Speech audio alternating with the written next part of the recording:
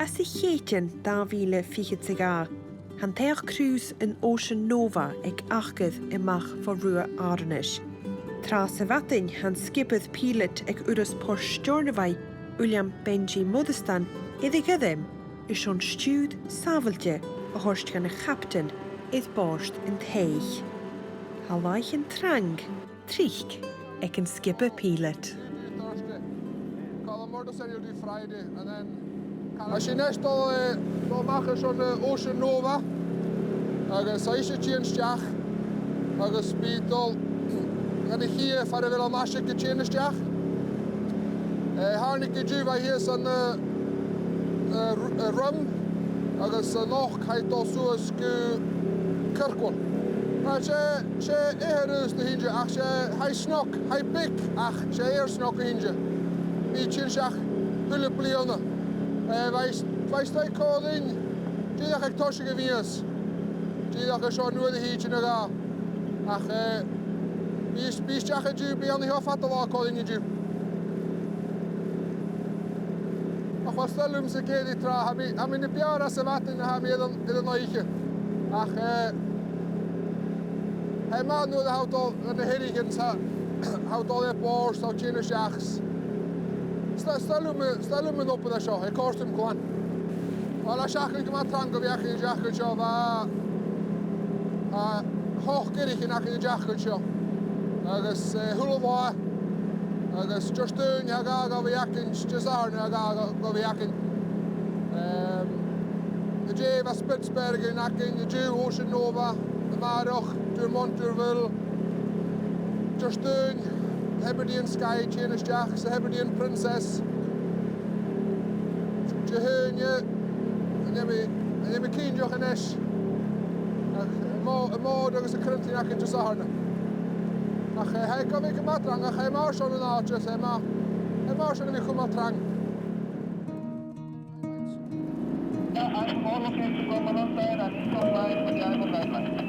Okay, copy that. See you in a few minutes. Chan je lemúth donne, ach ha bican sòisealtan. Y glwysad na sasge, chan je William bwylach tolichte. Fe my'r ffyrtyn, sion y bu cyndiach gyfal cwysyn sàbhailte go leor, mis fiache idd borst. Chan je glwysad na'n tawn, y corstaddish. Stornoway, Stornoway pilots, can you alter your course please to the southeast? We'll make an approach again please. It's just quite a large bow wave. Bit of motion between the two vessels. Pilot 4, Stornoway. Stornoway, Stornoway pilots. Stornoway pilot and heading toward 330. Okay, so you're coming round to the northwest. That's fine. If you just come round please northwest once you're steady on your course. Wel, beth gan sŵalant, har hwn hyrig yn sy'n fasg. Cod I chael choma. Svar fel yn arag Stornoway, hai hier sydd y jiddig. Sa'n ylech o ffarist y fhèin alongside.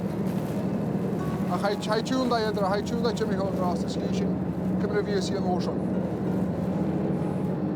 Han darne öðp y ced y stoch siche. Ha barach fasgig ag y bàta pilot, agus hen y sàbhailte do William streip suas.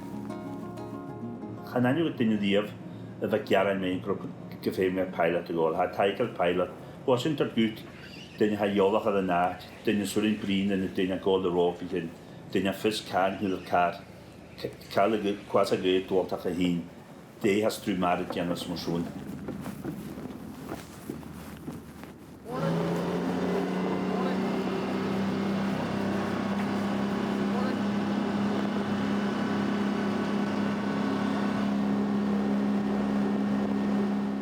Ta G's a copper cola is skipper some highlights. I shouldn't say it's a skipper and tiger the pilot nang hosh. Direct bohai uabhasach the hours and the kitchen is surigay brin. A physic in the station and closet. I guess after the film brin show. Sure. Lots divers, Stornoway Port Control. Go ahead, over. So yeah, that's our diver just getting ready to enter the water at Pier 1 on the Isle of Lewis. Okay, thank you. I'll just make a safety broadcast now. All vessels in and around Stornoway Harbour, this is Stornoway Port Control. Diving operations are about to commence at the bow of the Isle of Lewis ferry on the west side of number 1 quay. A safety boat is in attendance. Any vessels intending to move in this area, contact Stornoway Port Control on Channel 12. Listening on Channel 12. Out. Wel, ha si'n nid yn naim trang yn y flion ys. Pwyl o laf ydy gra trin hagen, ha cruise ship dyng gach yn stiach. Agus ha chef ddiaf ffrawg ac ystoi nhw, agus hai halwa number 3, oedd yn eich hi, bi ferry y tyfel hi, ha eisiau tyfyniad yn hi. Hai gwystoi ffat o la. Chanel yn hasyn y bod o'r am cysg da hi o'r drwydig ymwyswn. Biet y ffala fa bas sy'n chym jyw nialan sbig gylior ach diach, dos diach malach yw diach. Hapiodd yma ac ysgrybydd yn yhyr a sio. Eich ni ffyddoch yn y Panama. Ach, na nioed niele had as y Europa. Fiach Bulgaria sa ferele Romanian. Ach, hapiodd ha glefa. Hi Stephen, yeah, wouldn't need a lift this morning, thanks, that's fine. Well, I don't know, well, that's supposed to be in the at the law. Ach, who's the var med borst, who med borst, had the falla vek lere joy 3. Ach, I shen got on union, ach, ha nashik be falla vek dawed. Agus be mer se borst no schon ek 3 with it, schon a bit shinje cheshel schon falla vek lere joy 3. Mi is a show draast ha tori ri nach in change ach, agus ek of ik ma trang, ach, she root ma haun agus. Cymryd y hwylyd yn y dol, agos mawr sy'n y borst, mawr sy'n y nache, mawr sy'n y lios agos yn y heri. My name is Alcibiades Barrios, and I'm from Panama. I've been with the company since 2004, on board of Oceanova 2009. Since there, owners doesn't want to move me out from here. Doing all these cruises up and down, north, south, part of the planet, on board here, Oceanova. We've been here, actually, to be honest, every season we are back and forth here on the Stornoway. It's a good port to visit, yes, definitely, and my crew love to get the length straight walking around the street, of course, yes.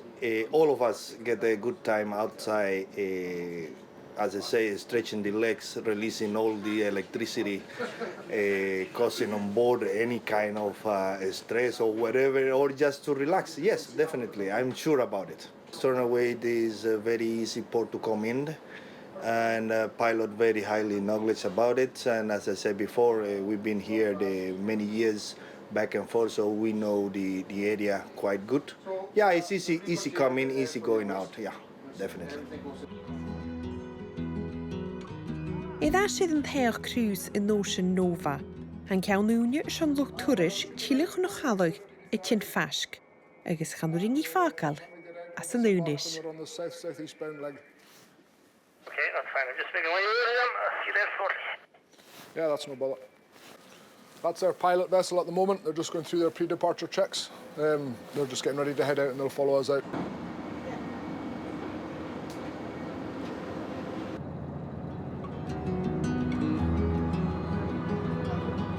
Le William Benji is borst yn teich, han bàta pilot galentyn y mach.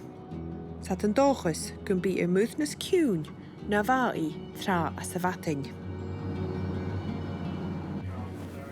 Okay, gentlemen. Have a safe voyage. Y hwyle cael ciars gylior, agos sech eile gwy sàbhailte I dy slia.